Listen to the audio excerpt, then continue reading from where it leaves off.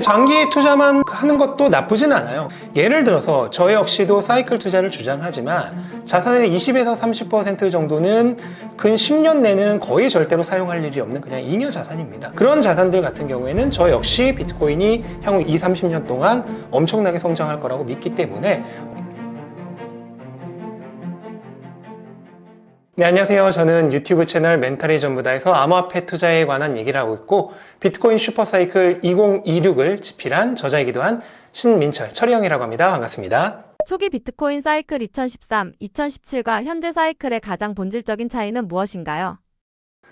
네, 이번 사이클의 가장 달라진 점은 기관들의 참여가 눈에 띄게 늘었다는 점이에요. 바로 이전 사이클, 그러니까 2021년이 정점을 찍었던 사이클만 하더라도 개인 투자자가 90% 이상 넘어가는 그런 절대적인 비중을 가지고 있었거든요. 근데 이번 사이클 시작할 때만 하더라도 기관 투자자들의 비중이 한 10% 정도였어요. 근데 현재는 가장 최근에 30%를 넘어갔습니다. 아마 이 사이클이 끝날 때쯤 되면은 40%에서 50%까지 늘어나게 될 거예요. 그러니까 기존에는 이 암호화폐라고 하는 시장, 특히 비트코인만 하더라도 대부분 기관이 아닌 개인들이 물량을 가지고 있는 그런 시장이었다면 이번 사이클부터는 기관들이 진입하면서 본격적인 전통 금융에 편입되는 그런 사이클이다라고 이해를 하시면 될 것 같습니다.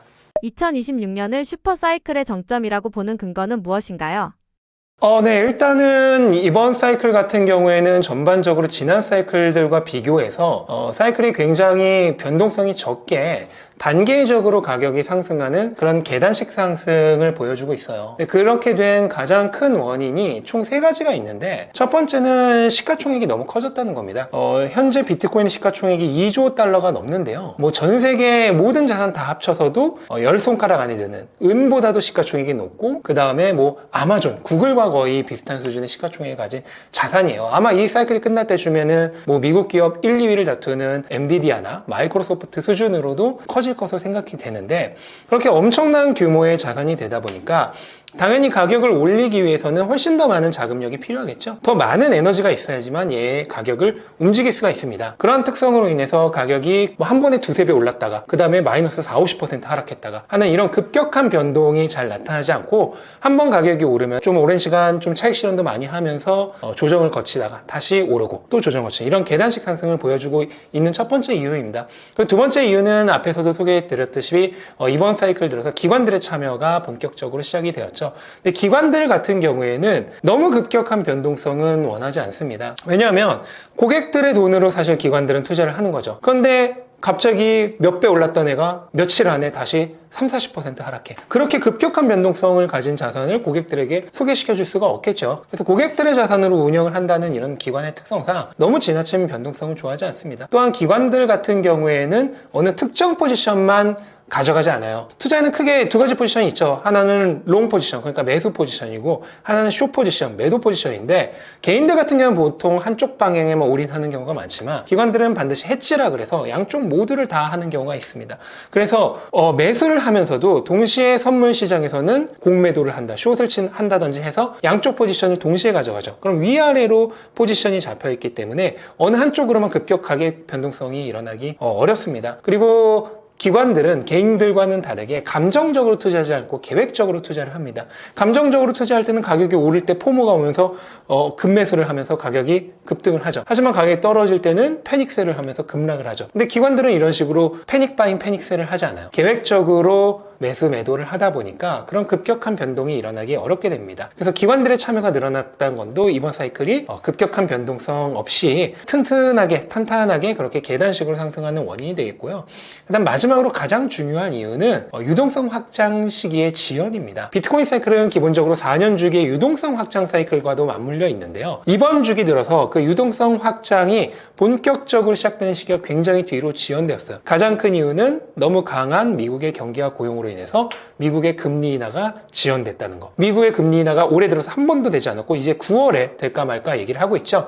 이렇게 미국의 금리 인하가 계속 뒤로 밀리면서 글로벌 유동성이 본격적으로 확장되는 시기가 굉장히 많이 뒤로 밀렸습니다. 근데 비트코인은 유동성 흡수제 역할을 하는 자산이기 때문에 글로벌 유동성과 엄청나게 밀접한 관련성을 가지고 있거든요. 그래서 비트코인의 수요 측면을 책임지는 이 유동성이 본격적으로 늘어나는 시기가 뒤로 밀리면서 전반적으로 사이클이 급격하게 중간에 가격이 상승하는 포물선 상승 단계 없이 지금 이렇게 길게 늘려지고 있다. 그런 측면으로 봤을 때 이 사이클은 전통적인 4년 주기보다 조금 더 사이클이 연장될 가능성이 높습니다. 그걸 생각했을 때 원래 4년 주기로 하면은 올해 말 2025년 말이 사이클이 끝나는 시점이지만 현재는 이 시점이 뭐 짧게는 수개월에서 많게는 1년 가까이까지도 더 연장될 수 있다라고 저는 그렇게 보고 있습니다. 그렇게 된다면 이번 사이클의 끝은 아마도 2026년 중이 될 가능성이 높겠죠. 기관 투자 유입과 ETF 승인으로 시장 구조가 달라졌는데 사이클론이 과거처럼 반복될까요? 아니면 완전히 다른 패턴인가요? 네, 뭐 방금도 설명드렸다시피 기관 투자자의 진입으로 인해서 가격 패턴이 많이 달라졌다고 말씀을 드렸죠. 하지만 그런 가격의 이 전개 패턴은 달라질 수 있을지 몰라도 상승과 하락으로 마감되는 이 하나의 사이클 자체는 저는 여전히 유효할 거라고 봅니다.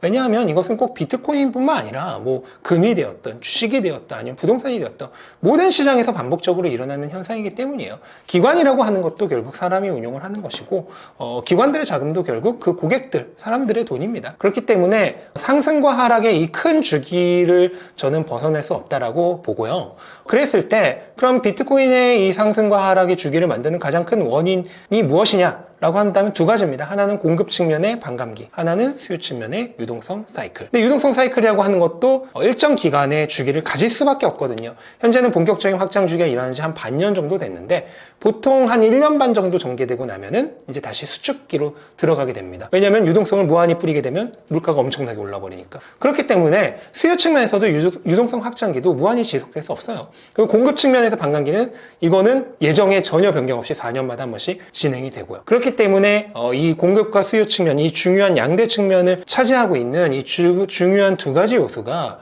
모두 패턴을 가지기 때문에 결과적으로 사이클이 완전히 무효화되는 것은 어려울 거라 생각합니다. 사이클을 무시하고 단순 장기 보유 전략만 고수하는 투자자들은 어떤 리스크가 있나요? 놓치고 있는 포인트는 무엇인가요? 장기 투자만 하는 것도 나쁘진 않아요. 그거는 본인의 그 자산의 투자 계획에 따라 달라지는 건데요. 예를 들어서 저 역시도 사이클 투자를 주장하지만 자산의 20에서 30% 정도는 근 10년 내는 거의 절대로 사용할 일이 없는 그냥 잉여 자산입니다. 그런 자산들 같은 경우에는 저 역시 비트코인이 향후 30년 동안 엄청나게 성장할 거라고 믿기 때문에 10년 안에 쓸 일이 전혀 없는 돈을 굳이 그 안에 하나의 4년 정도 되는 하나의 사이클 안에서 운용을 할 필요가 없겠죠. 이런 자산이라면은 사이클을 넘어서 계속해서 장기 투자를 해도 돼요. 하지만 만약에 내가 한 3년에서 5년 사이에 쓸 확률이 있는 돈이라면 그러면 하나의 사이클이 4년인데 이번 타이밍에 제대로 매도를 하지 못한다면 이 돈을 사용해야 될 순간이 올 때까지 매도 타이밍 못 잡을 수도 있겠죠. 이건 엄청난 리스크가 되죠. 그러니까 본인이 투자하고 있는 자금 중에 예를 들어 한 50%는 나는 3에서 5년 내에는 사용할 가능성이 있는 돈이야. 그럴 경우에는 사이클 하나 내에서 매도 타이밍을 잡아서 매도를 하는 것이 좋을 것입니다. 또한 장기 투자를 생각하고 있는 그런 포지션이라고 하더라도 우리는 투자자로서 투자 효율성이라는 측면도 생각을 해봐야 돼요. 왜냐하면 비트코인은 반감기, 공급 측과 그 다음에 글로벌 유동성, 수요 측, 이 두 가지 사이클이 맞물리는 이 하나의 흐름 안에서 분명하게 바닥을 찍고 가격이 크게 상승했다가 하락하는 대세 상승과 약세장, 이 하나의 분명한 패턴을 지금까지 반복해왔고 앞으로도 반복할 가능성이 굉장히 크기 때문에 그렇다면 투자자로서 거기서 더 효율적인 투자는 무엇이냐? 사이클 후반부에 현명하게 분할 매도를 통해서 적절히 매도를 하고 다시 바닥에서부터 들어간다고 하면은 그냥 단순히 보유한 것보다 훨씬 더 나은 성과를 보여줄 수 있겠죠. 그래서 극단적인 예를 들어서 2017년 정도, 그러니까 지난 한 2번 정도의 사이클이죠. 그 지난 2번 정도의 사이클 동안 단순히 비트코인을 그냥 가지고만 있었던 투자자가 있고 한 명은 완전 고점은 당연히 못 잡겠지만 뭐 한 고점의 80% 수준에서 평균적으로 분할 매도를 하고 그다음 완전 바닥은 못 잡겠지만 바닥에 한 2배 정도, 1.5배, 2배 정도 수준에서 평균적으로 분할 매수를 통해서 진입한 투자자는 그냥 단순히 하나의 비트코인을 보유하고만 있었던 투자자보다 뭐 아무리 보수적으로 잡더라도 10배 이상, 수십 배까지 비트코인 개수를 늘릴 수가 있었습니다. 물론 이제 이제부터 펼쳐지는 사이클은 과거만큼 이렇게 변동성이 크지는 않을 거기 때문에 같이 두 번의 사이클을 지낸 동안 뭐 수십 배로 비트코인 늘릴 수 있을 거다라고 장담하지 못하지만 적어도 수배 이상은 비트코인 개수를 더 늘려나갈 수 있을 겁니다. 그럼 나의 1비트코인을 5비트코인, 10비트코인으로 만들 수 있는 기회가 있는데 그거를 투자자로서 굳이 무시해야 될 필요가 있을까요? 이러한 측면을 생각을 해서 본인의 성향까지 고려해서 현명하게 판단을 내려야 하겠죠. 사이클 분석을 단순한 가격 예측이 아니라 투자 전략의 핵심 구도로 보는 이유는 무엇인가요? 단기적인 가격은 사실 우리가 예측을 하기 어렵습니다. 물론 뭐 여러 가지 뭐 차트 분석이나 또는 계절성 패턴 이런 것들을 통해서 어느 정도는 예측할 수 있겠지만 정말 당장 내일 어떤 일이 일어날지 몰라요. 예를 들어서 불과 2달 전만 하더라도 비트코인이 이제 막 신고가 새로 찍고 다시 가려고 하는 타이밍에 이란 이스라엘 전쟁이 벌어져 버렸죠. 그런 것들로 인해 가격이 급락을 하고 또 바로 얼마 전만 하더라도 잭슨홀 미팅에서 파월이 긍정적인 발언을 하면서 가격이 급등했다가 며칠 지나고 냉정하게 분석해 보니까 이거 별로 금리 인하 하겠다는 약속도 아니잖아. 그러면서 갑자기 투심이 얼어붙으면서 또 가격이 급락을 했죠. 이런 패턴을 어떻게 예측을 합니까? 그렇기 때문에 단기적인 가격을 보면서 투자를 하려는 투자자들은 심리적으로도 정말 큰 고통을 겪을 수밖에 없고 정말 한참도 알 수 없는 그 단기적 가격의 변동에서 이득을 보기란 쉽지 않습니다. 거기다 한두 번 이득을 본다고 하더라도 철저한 그 자산 관리 규칙에 입각해서 규율을 가지고 투자하는 단기 투자자가 아니라고 한다면은 몇 번 이득을 본다 하더라도 그 이후에 한 번의 큰 실패로 그동안 이득을 보았던 걸 모두 잃어버릴 수도 있습니다. 그렇기 때문에 방향성을 읽을 수 없는 이런 단기적 예측, 가격 예측에 의해서 투자를 해서는 장기적으로 시장에서 살아남기 거의 어렵고요. 장기적으로 시장에서 살아남는 대부분 투자자는 결국은 자산의 가치를 믿고 큰 시야 안에서 투자를 하는 장기 투자자들입니다. 그리고 비트코인은 약 4년 정도 주기로 지속되는 이 중장기 사이클이 가격 흐름을 예측하기 가장 쉬운 패턴이죠. 그렇기 때문에 이 사이클을 바라보면서 투자를 하는 게 가장 효율적이면서 성공 확률을 높일 수 있는 투자라고 생각합니다. 비트코인 투자에 있어서 필승 전략이 있다면 이 투자 방법이라고 생각하시나요?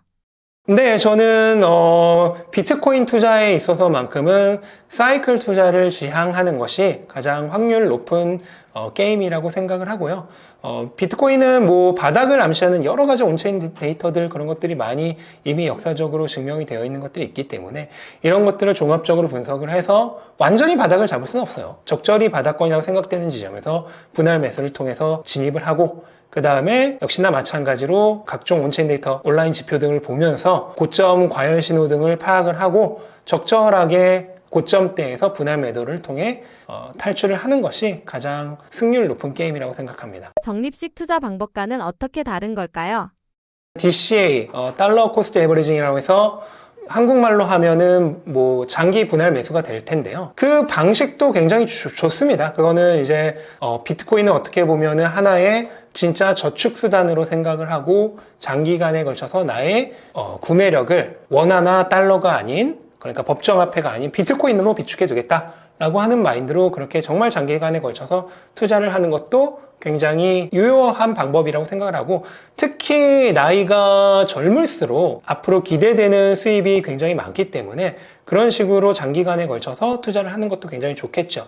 다만 뭐 예를 들어서 40대 중반 또는 50대로 넘어가면서 이제 슬슬 은퇴를 생각해야 하시는 분들의 경우에는 은퇴 자금을 마련하기 위해서는 뭐 40대부터 그렇게 적립식으로 투자를 해서 원하는 만큼의 부를 이룰 수 있을지 확신을 하기 어렵죠. 그런 경우에는 어쩔 수 없이 큰 금액을 운용할 수밖에 없고 큰 금액을 운용할 때에는 결국은 사이클을 이용한 투자를 하는 게 단기간 안에 원하는 만큼의 부를 축적할 수 있는 가장 효율적인 방법이 아닐까 생각을 합니다. 사이클 정점을 알리는 7가지 신호 중 투자자들이 반드시 기억해야 할 단 하나를 꼽는다면 무엇인가요? 대부분의 신호들은 사실 좀 전문적으로 공부를 좀 해야 되기 때문에 여기서 말 몇 마디로 설명하기는 좀 어렵고 그런 부분에 대해서 공부하고 싶으신 분들은 비트코인 슈퍼사이클 2016 한번 읽어보시면 도움이 될 거고요. 정말로 가장 쉬운 지표는 결국 저는 인간 지표라고 생각을 합니다. 예를 들어서 뭐 X 그 다음에 스레드 또는 유튜브 댓글 등의 비트코인 사이클의 이제 고점을 알리는 그런 얘기들을 공유를 했을 때 수많은 사람들의 악플이 달리고 그 다음에 수많은 사람들이 비트코인 이제 사이클 없다. 그냥 영원히 계속 오른다. 그 다음에 기관들이 들어오고 국가들이 들어왔으니까 이제 비트코인은 계속 갈 거다. 그런 얘기들을 한다면은 그게 고점을 예측하는 가장 쉬운 방법이 되지 않을까? 저는 그렇게 보고 있습니다. 단순 보유 전략이 아니라 신호강도 기반 매도법이 왜 심리적 안정까지 보장한다고 생각하시나요? 네, 비트코인의 변동성은 굉장히 크고요. 특히 알트코인을 보유하고 계실 경우에는 그 변동성은 더 커질 수밖에 없는데, 저는 이번 사이클이 끝나더라도 비트코인이 충분히 50% 이상 하락하는 하락장이 올 수 있다고 보고 있거든요. 많게는 이번 사이클이 끝에 또 60%, 70%의 하락이 있을 수도 있어요. 그러면 장기 투자를 해야겠다라고 생각했던 투자자들조차도 막상 60%, 70% 하락하면은 견디지 못하는 경우가 굉장히 많습니다. 그래서 심리적으로 굉장히 위축돼서 다음 사이클의 초반부에 다시 바닥부터 들어가기 어려울 수도 있고요. 또 사이클의 고점에서 적절히 매도해서 매수 여력을 만들어 두었더라면 다음 사이클의 바닥에서 훨씬 좋은 가격으로 다시 진입할 수도 있겠죠. 그 모든 것들을 다 포기해야 되기 때문에 투자로서도 효율적이지 않을 뿐 아니라 심리적으로서도 굉장히 위축이 되고 고통을 받을 수 있다. 특히 알트코인은 사이클 끝나면 아마 아주 많은 알트코인이 마이너스 90% 이상 하락할 겁니다. 심지어 저는 이더리움 같은 코인조차도 마이너스 7, 80% 하락할 수 있다고 보거든요. 그러면 지금은 장기 투자를 외치는 투자자도 막상 그런 상황을 겪고 나면은 멘탈적으로 굉장히 힘든 상황을 겪게 되죠. 그렇기 때문에 투자자로서도 효율적이지 않고 그 다음에 그냥 일개 인간으로서도 큰 심리적 고통을 겪을 수 있다. 이 두 가지 측면을 봤을 때 저는 사이클 투자를 조금 더 권장을 하는 것이죠. 투자자가 사이클 막바지에 흔히 빠지는 심리적 착각이나 오판은 무엇인가요? 가장 큰 게 확증 편향과 군중 심리인데요. 확증 편향이라고 하는 것은 내가 듣고 싶은 것만 듣고 보고 싶은 것만 보는 거죠. 예를 들어서 제가 최근에도 제 유튜브 채널에 이제 8월 말 9월 초, 그러니까 8, 9월은 여름 약세가 일어날 수 있는 기간이기 때문에 좀 주의해야 될 필요가 있다. 이런 영상을 올렸는데 사람들은 그냥 계속 오르기만 했으면 좋은 거죠. 그래서 그런 영상에 뭐 잠깐 조정을 받았다가 다시 올라갈 거다 연말에 이런 얘기를 했음에도 불구하고 당장 빠지는 것조차 사람들은 견딜 수 없습니다. 그래서 엄청나게 많은 악플들이 달렸어요. 하지만 가격은 12만 달러에서 11만 달러 이하까지도 떨어졌죠. 이더리움은 4,900달러에서 4,000달러 초반까지도 떨어졌죠. 이런 일들이 일어납니다. 근데 사람들은 자기가 듣고 싶은 것만 계속 듣고 싶어요. 그래서 그런 것만 찾아보면서 비트코인은 영원히 오를 거다. 이제는 팔 필요 없다. 그냥 무조건 장기 투자하자. 이런 것들만 보고 그냥 무조건 호들만 외치게 되는 겁니다. 이게 첫 번째가 있겠고 또 하나는 군중심리입니다. 사이클 후반부에 가면은 이제 수많은 사람들이 가격이 오르는 걸 보고 달려들잖아요. 그렇게 달려들게 되면은 사람들이 매수만 외치게 됩니다. 근데 인간은 기본적으로 사회적 동물이죠. 왜냐하면 우리 인간은 원시 시대에는 무리와 집단 생활을 하지 않으면 살아남을 수 없었죠. 그래서 사회적 동물로 이렇게 본성적으로 진화를 해왔는데 현대사회에 이런 금융시장 같은 게 생겨난 것은 과거 우리 인류가 진화해왔던 수많은 기관과 비교하면 지극히 짧은 시간에 불과합니다. 따라서 인간은 본능적으로 움직이게 돼 있어요.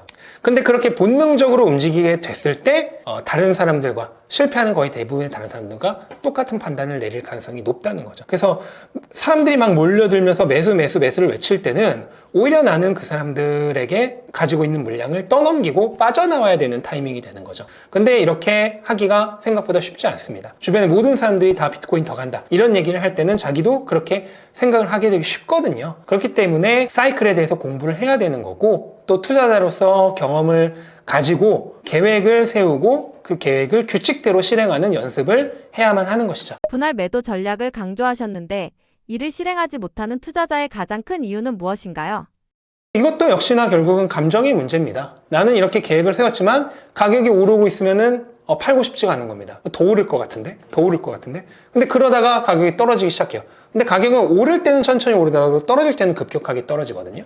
근데 떨어지기 시작하면은 이제 이전의 가격이 생각나서 못 팝니다. 얼마 전까지만 해도 이더리움 5,000달러였는데 지금 4,200~300인데 어떻게 팔아? 그러다 보면은 가격이 더 떨어집니다. 그렇게 되면 이제 아예 포기해버리고 원래 가격 돌아올 때까지는 안 팔려는 생각을 하죠. 이게 사이클이 진행되는 동안은 괜찮아요. 대세적으로 계속 상승하니까. 근데 사이클 최후반에 고점, 약세장으로 전환되는 시기에 이렇게 매도를 하지 못하게 되면 그 가격을 회복하는 데 3년, 4년이 걸려버리죠. 그런 엄청난 고통을 겪어야 될 수도 있기 때문에 항상 계획을 세우고 그 계획대로 매도를 하는 그런 습관을 완전히 들이셔야 하겠습니다. 원칙이 가장 중요하고요. 원칙이라고 하는 것은 정해진 것은 없습니다.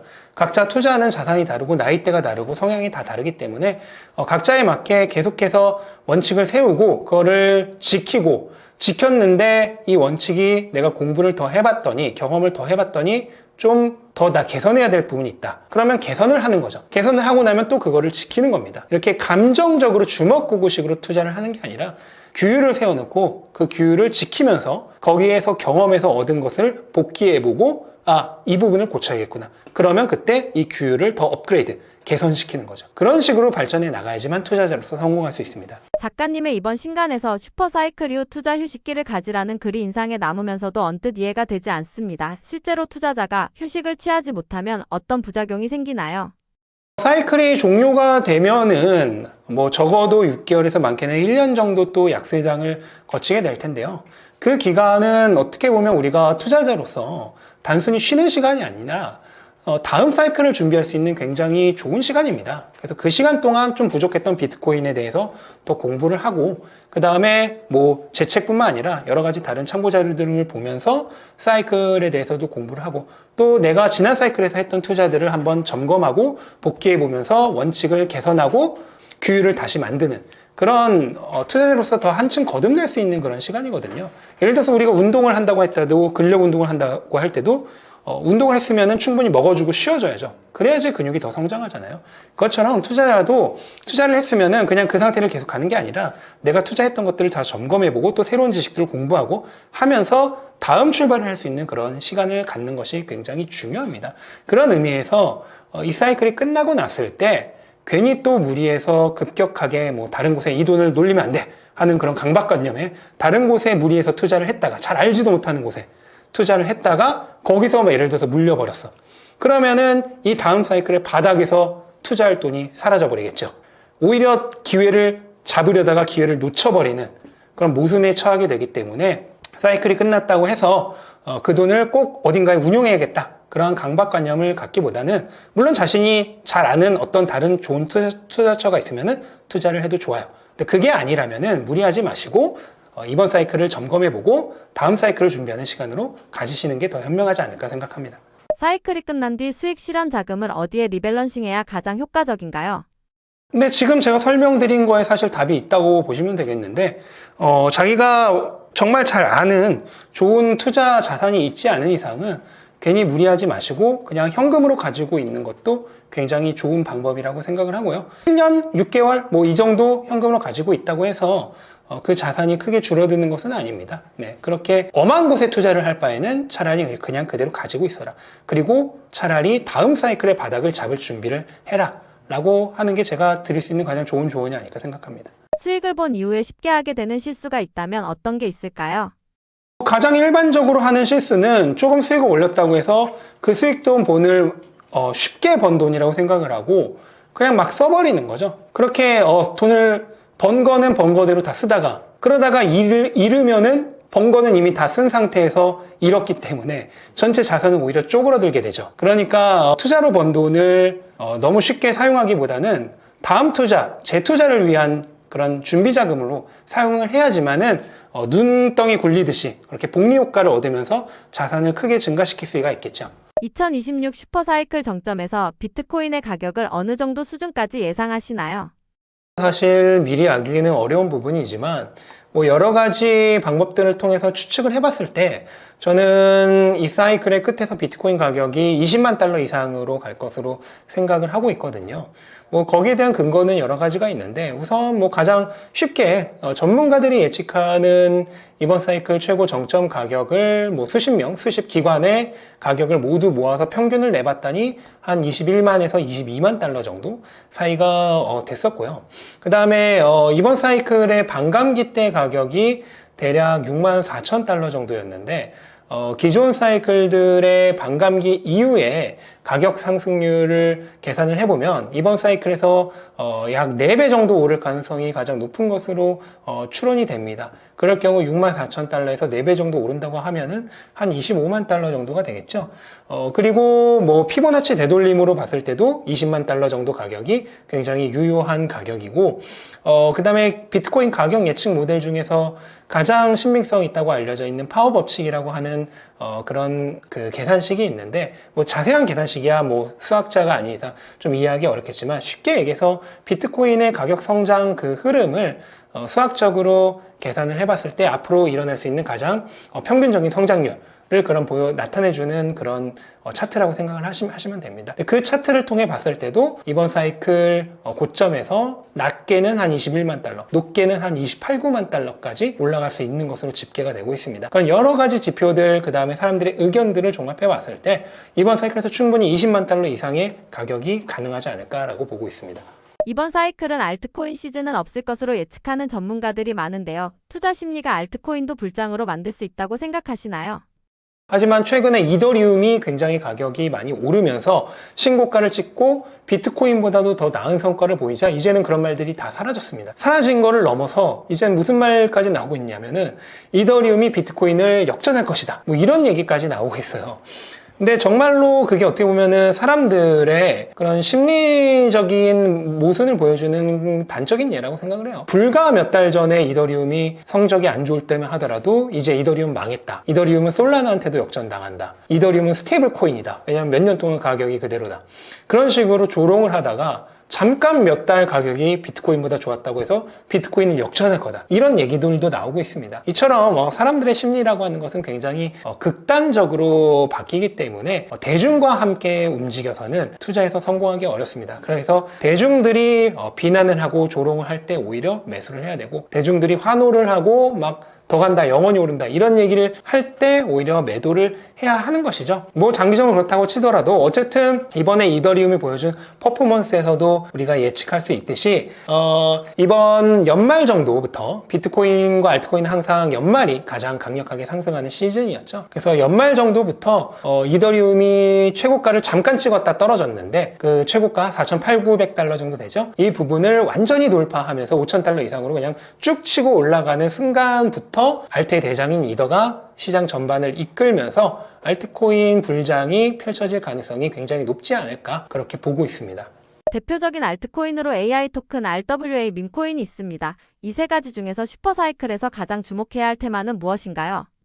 제가 알트코인 하이퍼사이클이라는 책도 썼어요, 이 책 전에. 그 책에서도 적어두었지만은 알트코인은 절대로 어느 하나의 섹터나 하나의 코인에 감정적으로 집착해서 지나친 비중을 투자해서는 안 됩니다. 어떤 것도 믿지 말고 그냥 다 분산 투자를 하는 게 제일 안전해요. 그리고 특히 나는 뭐 어떤 코인이 뭐인지 모르겠다, 대부분의 사람들은 그 모든 코인에는 백서라고 하는 게 있어요. 화이트 페이퍼죠. 이 코인이 어떻게 만들어졌고 어떤 구조를 가지고 있고 무엇을 지향하고 있으며 어떤 비전을 가지고 있는지를 나타내는 그런 일종의 그 코인에 대한 사용 설명서예요. 근데 그거를 보통 많아야 뭐 한 10몇 페이지 되는데 읽어보시는 분이 거의 없어요. 그러니까 이 코인에 대해서 대부분의 사람들은 제대로 알지도 못하면서 코인을 투자를 한다는 거죠. 그렇기 때문에 그런 식으로 투자하면서 뭐 예를 들어서 유튜브에서 이 코인은 뭐 얼마 갑니다, 이런 것만 믿고 굉장히 무리한 그런 위험한 투자를 하게 되시는 분들이 많은데, 그런 식으로 알트코인 투자를 한다면은 정말로 운이 좋지 않은 이상에서는 거의 실패하게 될 것입니다.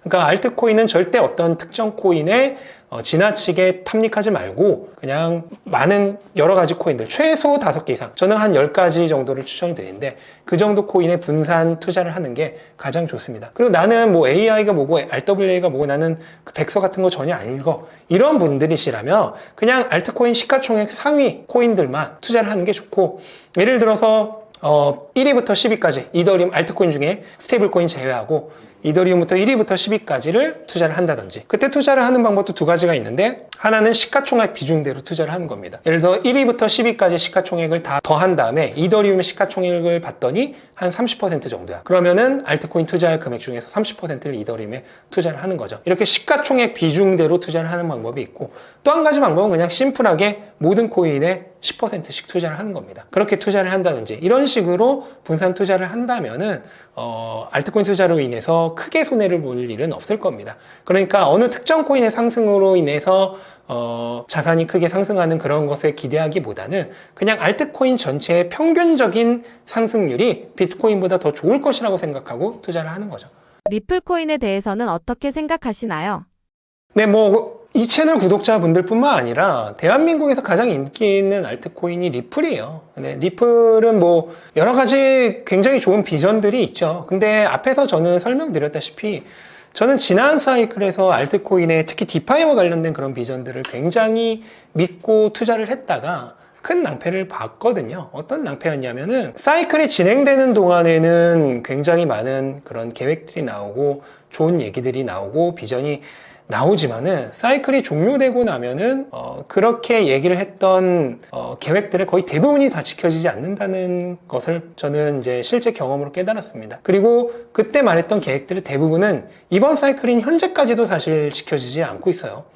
그러한 측면들을 봤을 때 저는 알트코인은 아무리 좋은 비전을 갖고 있는 코인이라 하더라도 개별적으로 믿지 않겠다고 저는 다짐을 했습니다. 따라서 저는 어떤 알트코인도 비전을 믿지 않고요. 그저 철저하게 알트코인 전반의 평균적인 상승률이 알트코인 시즌이 시작되면 비트코인보다 좋을 것이다 라고 하는 전제하에서 제한된 리스크만 가지고 제한된 포트폴리오 비중만 가지고 알트코인은 분산 투자를 통해 매수를 하고 사이클 후반부에는 전량 매도하는 작전을 가지고 있습니다. 알트코인 시즌은 결국 인간 심리에서 온다고 신간에서 말씀하셨는데 집단적 탐욕이 시장에 드러나는 전형적인 신호는 무엇인가요?